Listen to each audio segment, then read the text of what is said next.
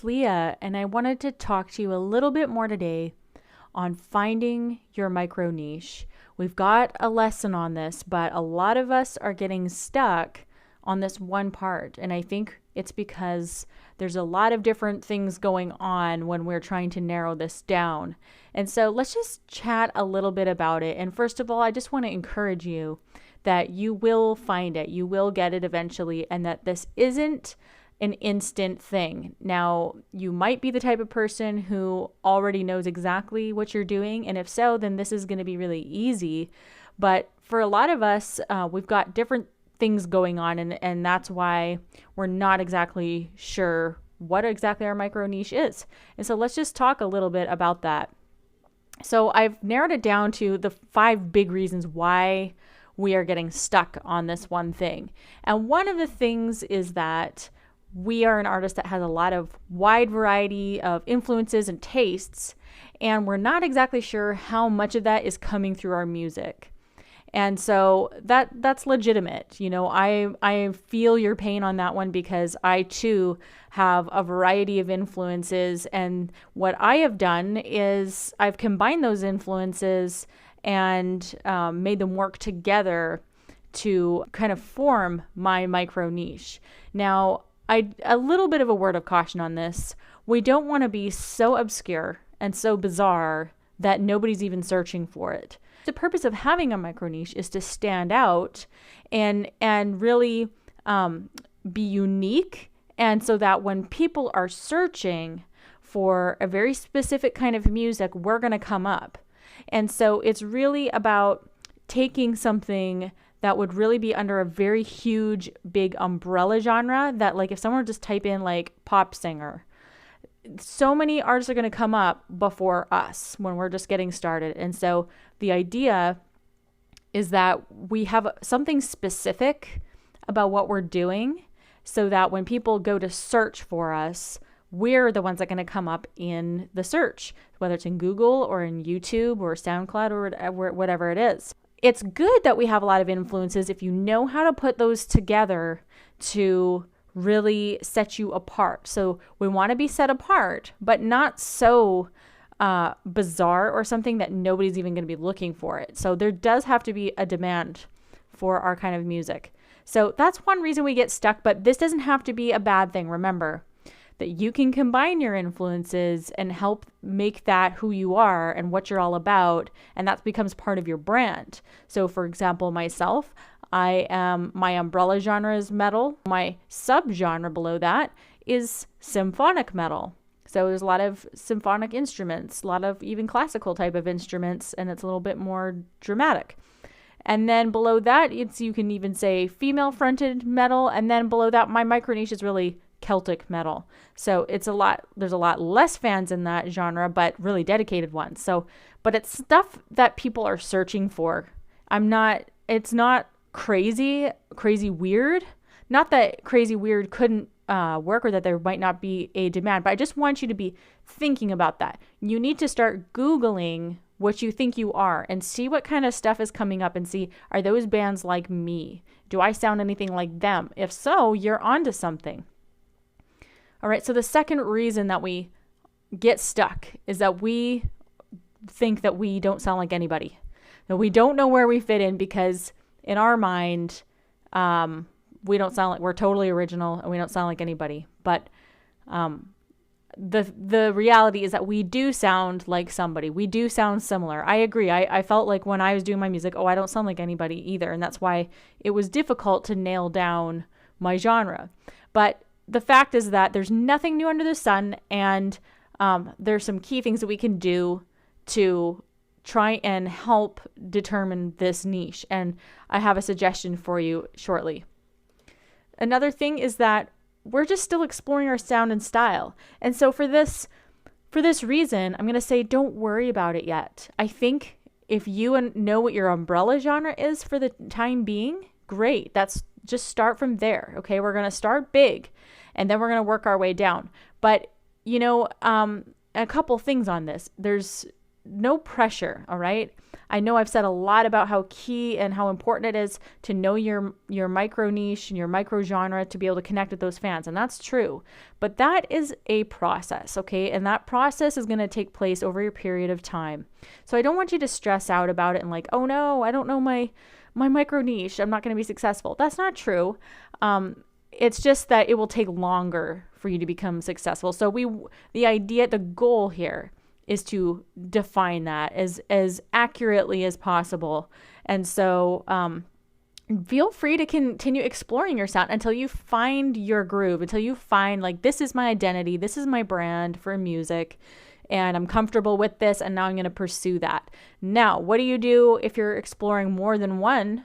I would suggest that if you are exploring more than one style of music, I would say it'd be better if they are related. Now, just take this with a grain of salt, but I think you need to really work on one at a time and make sure that the one that you pick to really work on for a while is one that there's a demand for, because you're really going to make a name for yourself in the one genre. And then if you get bored later on, you're like, you know what? I'm ready to change pace. I'm ready to try something different. Then you've got a fan base to work with from there, and you can say, hey guys, I'm doing this other thing on the side, and if you dig that kind of music, maybe you'd like it. And you can present that to them. But it's better to go off of a fan base that you've already accumulated. And so, just for example, I normally do Celtic metal, but this spring I'm considering maybe doing something softer. So minus all the metal, it'll just be like acoustic Celtic. So for that, it's related to what I'm already doing. It's not like I'm completely changing my brand, completely changing my style, and doing something, I've got kind of an old world feel, and I'm not going all super modern and like changing my look, changing my vibe, and I'm like a different character. I think that people don't like that. Again, rules can be broken, but generally speaking, just studying the marketing that I've done, people like continuity. They like consistency. And so if I'm going to do something different from what I normally do, I'm going to make sure that there's going to be a market for it. And so there's got to be a good reason why I'm doing that.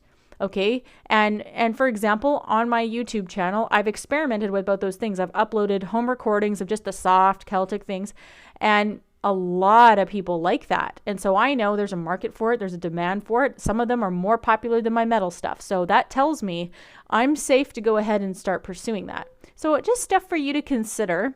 And I just want you to feel comfortable to explore your sound and style till you find something that you know that there is potential for. The fourth reason that we might be stuck on this is that we've already released something, and now our sound is kind of morphed. We've grown a bit as an artist since our last release. And so we're like, okay, well, what am I now? And again, I think that's a natural thing that happens to all of us as artists. When, we first start writing, we look back and we're like cringe, right? We're like, oh my goodness, I can't believe I ever put that out, or like, it's embarrassing. That's just the way it is. And like 10 years from now, we'll look back at what we did now and go, oh man, but hopefully not. We just have to recognize that there are seasons and times of growth and seasons and times where we are in a certain groove, and that's totally fine. So to find your genre here, again, I think it's safe to start big. Always start big and then work down from that. So I want you to just focus on the bigger umbrella genre. And then as you continue and work on your new project, then I think it's safe you could switch. You could have a different genre, like a different niche, but as long as they're related and they're like neighbors or something, I think you're good to go. Another reason we get stuck on finding our niche is that we are addicted to just adjectives and describing our music, and not on actual keywords or search terms that people might actually be looking for in Google. So if I were to describe my music as beautiful, ethereal music that touches the soul and makes you feel this way, that's not what people are searching for necessarily. A lot of people already have keywords in their mind, like they might search a certain movie soundtrack. They might search, like they're going to search for Celtic metal. They're going to search for symphonic metal, female fronted metal. They're going to search for something that is already in their mind. They're not necessarily searching for music to make them feel a certain way. When you describe your stuff as all these adjectives, that's not exactly narrowing it down. That would be a great headline. That would be great text in a Facebook ad, but not necessarily the actual genre or niche. So what I want you to do is narrow it down to a very short phrase. I mean, like 2 or 3 words tops. So it's got to be, if it's pop and then your subgenre is pop rock, and maybe under that it's like indie rock, and then beyond that, I'm not even sure what all the underground terms are, but it's got to be short and concise and what people are searching in Google. So we're not going to have a whole string of adjectives that describe how wonderful our music makes people feel and what it all does for them. That we're going to save for our advertising headlines and our text and our emails and all of that. So make sure that it's short and concise and it's actually something that people are looking for. Now, here are my top tips for helping you get past these things. Again, I want you to start big and then work your way down over time. And this might not come to you today or even this month, because it took me a couple years to really see where I fit in and where I got the most reaction from fans. That's very important, because if we're putting out stuff that nobody wants, well, we're not going to have very much success. It's got to be something that people like. And so I have experimented with this.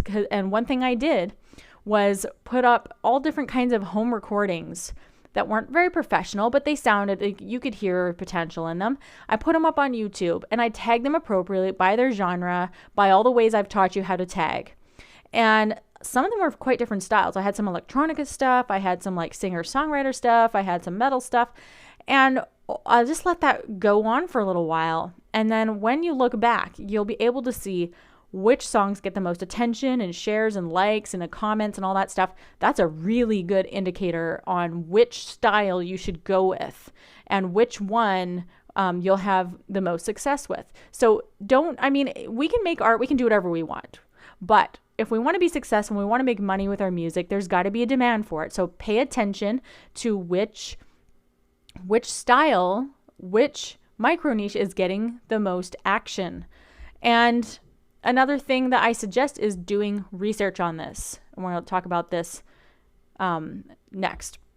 The second thing is that I want you to just get over this, and you do sound like somebody. All right. I know we all feel like I don't sound like anybody. I'm so original, but there's just nothing new under the sun. You don't have objective ears, and I don't either. And I don't pretend to have objective ears. So the best thing I can suggest to you is to ask your friends, have them listen to your music and say, what's the first band that pops into your mind when you hear my music? And just ask them for 3. Now, you might not like what they tell you, because it used to drive me nuts when people would hear my music and go, oh, you remind me of Amy Lee from Evanescence. And I would hear that over and over and over again. And at first I'd be like, oh, how dare you compare me to another singer? Oh, and I was, get my feathers ruffled because I'm so different from that.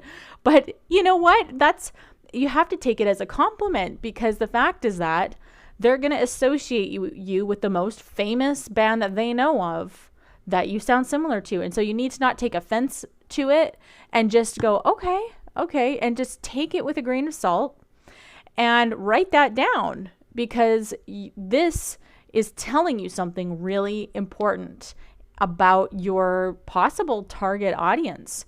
And that's going to help you in your Facebook ads when you go to target other similar bands and other people that might associate you with these other bands. So very important to ask other people what your music reminds them of. If you could just say, what's the first thing that pops in your mind, or what to you sounds the most similar to this music you're hearing right now, maybe bigger, more famous bands. So very valuable information. And the third thing is I want to show you how to research similar bands on Amazon Music and Wikipedia. These are the 2 biggest resources I use to find out information about anything music related. And also I'm looking very, very carefully at the feedback. So what I want you to do is write a list of some similar bands to you. You know which ones have influenced you. There are similar bands. If there's no similar band to you, then you really don't have an objective ear, and you need to go back to the last step and ask your friends and people around you who you sound like. And then you're going to take those similar bands. You're going to go on Wikipedia. You're going to look them up and read very carefully. There are already extremely detailed descriptions already present for you there. This is invaluable to your research, and if nothing more, it should provide you major food for thought as you continue to create your music and explore your style. Now, when you go to Amazon Music, that will tell you exactly what the umbrella genre is. Like, you can look up a band and it'll tell you what the umbrella genre is and even the sub-genre.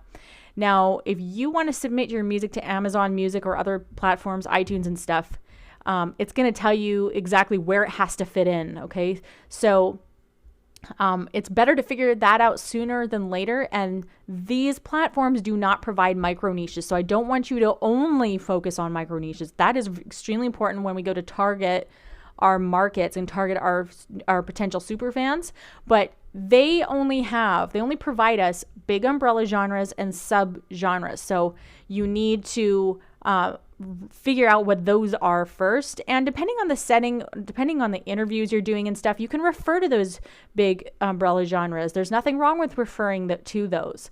So but you need to understand the big one, then the secondary genre, and then your micro niche after that. Then I want you to go on that Amazon Music and look up those similar bands that are like closest to you but are more famous, and read through the reviews on there, okay? Fans there have already provided feedback. They've given critiques, some of them mean, some of them nice, and they've already reviewed this genre, and a lot of them have already given you even headlines that you can even use in your Facebook ads. They have to have like a title, like a subject line when they give a review, and some of those are fantastic to use elsewhere. And a lot of those reviews are describing in detail exactly your micro niche. So that is so important, and you need to be reading those. It's also going to give you good feedback on if there's demand. If there's no reviews on a band or a genre that you're in, then that might not be the right market for you to get into. So these are all really important tips, and I hope that this has helped you. And I know it's just a matter of time before you really nail it down. But again, no pressure. You're not in a rush to find your micro niche. But what's more important is that you get it right and that it's accurate to who you are, what your music brand is all about. So I hope that was helpful, and we'll see you in the next video.